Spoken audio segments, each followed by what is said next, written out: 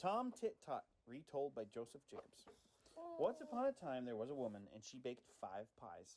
When they came out of the oven, they were that overbaked the crusts were too hard to eat. So she said to her daughter, "Daughter," said she, "put you them there pies on the shelf. Leave them there a little, and then they'll come again." She meant, the crust would get soft. But the girl said to herself, "Well, if they'll come again, I'll eat them now." And she said to work and ate them all, first and last. Wow, 5 pies. Well, come supper time, the woman said, "Go now get one of them pies. I dare say they've come again now." The girl went and looked, but there was nothing but the dishes. So back she came and said, "No, they ain't come again." "Not one of them?" said the mother. "Not one of them," said she. "Well, come again or not come again, I'll have one for supper." "But they can't. They ain't come," said the girl. "But I can," she said. "Go you and bring the best." "Best or worst, I've eaten them all, and you can't have one that's not come again." Well, the woman, she was done, and took her spinning to the door to spin, and she spun, she sang, "My daughter had ate 5 pies today. My daughter had ate 5 pies today." The king was coming down the street, and he heard her sing. But when she sang, he couldn't hear, so he stopped and said, "What was that you were singing, my good woman?" The woman was ashamed to let him hear what her daughter had been doing, so she sang instead that "my daughter has spun 5 skeins today." A skein is a thing of yarn. "My daughter has spun 5 skeins today. Stars of mine, I never heard tell of anyone who could do it that fast."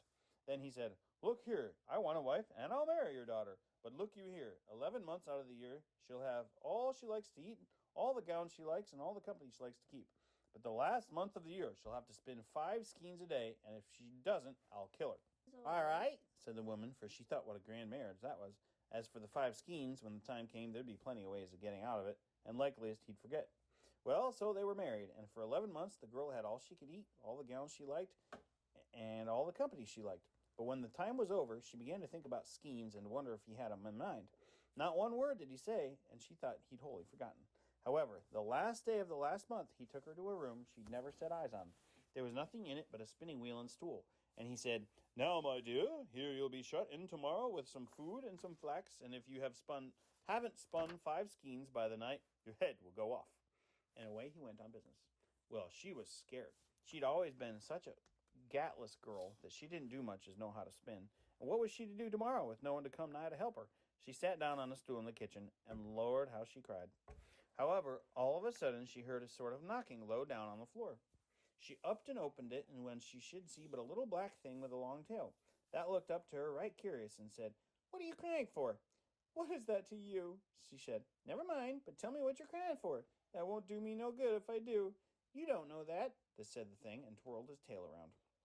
"Well, that won't do any harm if you don't do no good." And she upped and told him about the pies, the skeins, and everything.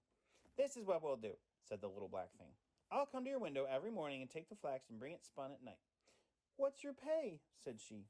That looked out of the corner of that eyes, and then said, "I'll give you 3 guesses every night to guess my name. If you haven't guessed before the month's up, you shall be mine." Well, she thought she'd be sure to guess the name before the month's up. That's 90 guesses, after all.